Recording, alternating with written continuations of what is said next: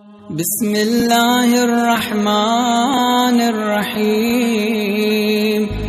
پروردگار عالم نے جہاں اتنی ساری مخلوقات خلق کی ہیں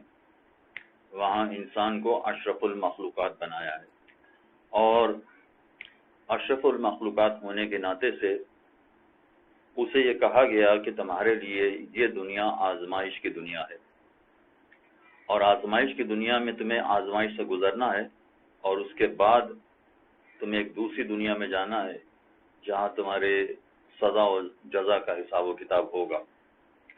یہ بات ذرا مشکل سے سمجھ میں آتی ہے، اور انسان خصوصیت سے اگر مسلمان ہیں تو ان کو اس بات کا احساس تو ہوتا ہے، اپنے دل میں یہ بات رکھتے ہیں، مگر اس کے باوجود کچھ باتیں ایسی ہوتی ہیں کہ جس سے ذرا شکوک و شبہات پیدا ہوتے ہیں۔ اگر یہ انسان کی سمجھ میں آ جائے کہ اس دنیا کے بعد ایک اور زندگی ہے کہ جس میں حساب و کتاب کے بعد اسے وہ زندگی گزارنی ہے،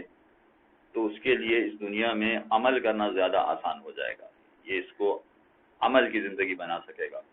ورنہ لاپرواہی کی زندگی گزارے گا۔ آپ ذرا غور کیجئے کہ پروردگار عالم نے اتنی ساری مخلوقات پیدا کی ہے، اس زمین ہی میں ہم دیکھ لیں کہ ان مخلوقات میں پہاڑ ہیں، سمندر ہیں، درخت ہیں، درندے پرندے، یہ ساری چیزیں مخلوقات ہیں۔ اگر کبھی آپ غور کریں ان مخلوقات پر کہ پروردگار عالم نے یہ ہمالیہ پہاڑ بنایا ہے، اس ہمالیہ پہاڑ کی عمر کتنی ہے؟ نہ جانے کتنی عمر ہے اس کی، کتنے ملین سال اس ہمالیہ پہاڑ کی عمر ہوگی۔ ہمارے پاس اٹلانٹک اوشن ہے، پیسیفک اوشن ہے، یہ پیسیفک اوشن کی کتنی عمر ہے؟ اتنی بڑی مخلوق ہے یہ، ایک سرے سے ایک کانٹیننٹ سے دوسرے کانٹیننٹ تک پھیلا ہوا ہے۔ پیسیفک اوشن کی عمر اگر کوئی شخص معلوم کرنا چاہے تو کتنی عمر ہے اس کی؟ نہیں معلوم ہے۔ ہمارے پاس دنیا میں ایسے ایسے درخت ہیں جن درختوں کی عمریں مثلا 2000 سال ہے، کسی درخت کی عمر 2000 سال، کسی کی 1500 سال، کسی کی 3000 سال۔ یہ جو اتنی بڑی بڑی عمر والی مخلوقات ہیں پروردگار عالم نے خلق کی ہیں، اس کے لیے تو پروردگار عالم نے اتنی بڑی عمر عطا کی ہے، مگر انسان کی عمر کتنی ہے؟ 80 سال، 90 سال، 100 سال بہت تیر مارا تو جو اشرف مخلوق ہے اس کی عمر 100 برس، اور جو غیر اشرف ہے اس کی عمر ملینز آف ایئرس، ملین میں چلی جائے گی ان کی عمر۔ ابھی تو میں نے آپ کے سامنے دنیا کی مخلوقات کا تذکرہ کیا ہے، ورنہ اس سورج کی عمر کتنی ہے، ہمارے چاند کی عمر کتنی ہے، یہ ستارے اور یہ کائنات جو خلا میں پھیلی گئی اس کی عمر کتنی ہے، اس کا تو اندازہ ہی نہیں ہے۔ یہ سائنسدانوں نے ایک اندازہ لگایا ہے کہ صاحب ہماری کائنات کی عمر 14 بلین سال ہے، یعنی کائنات بنے ہوئے 14 بلین سال گزر گئے، تو باقی مخلوقات کی عمر بلینز آف ایئر میں شمار ہو رہی ہے، ملینز آف ایئر میں شمار ہو رہی ہے، اور جس کو پروردگار عالم نے اشرف المخلوقات بنایا ہے انسان، اس کی عمر ہے 80 برس، 9 برس۔ تعجب نہیں ہو رہا، یہ حیرانی کی بات نہیں ہے۔ عام طور پر جو اشرف مخلوق ہوتا ہے اس کی عمریں بہت بڑی بڑی ہونا چاہیے تھی، غیر اشرف کی عمر اتنی نہیں ہونا چاہیے تھی۔ اگر یہ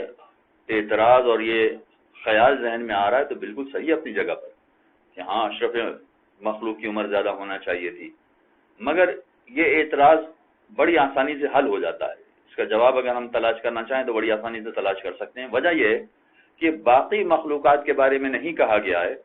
کہ ان کا حساب و کتاب ہوگا، ہمالیہ پہاڑ کا کوئی حساب کتاب نہیں ہوگا، یہ پیسیفک اوشن کا کوئی حساب کتاب نہیں ہوگا،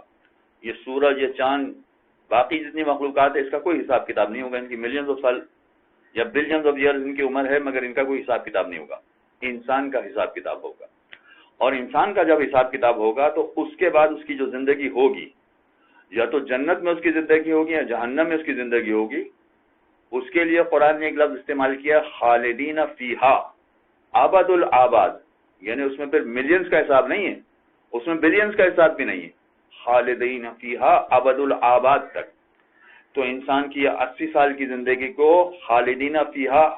کی زندگی کے ساتھ ملائیے تو اندازہ ہو جائے گا کہ پروردگار عالم نے اشرف المخلوقات کو کتنی بڑی عمر عطا کی ہے۔ اس سے یہ بات واضح ہو جاتی ہے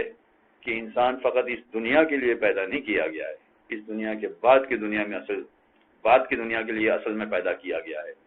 اور بعد کی دنیا کا سارا دار و مدار اسی دنیا کی زندگی پر ہے کہ وہ اس دنیا میں کیسی زندگی بسر کرتا ہے. تو صلی اللہ علیہ محمد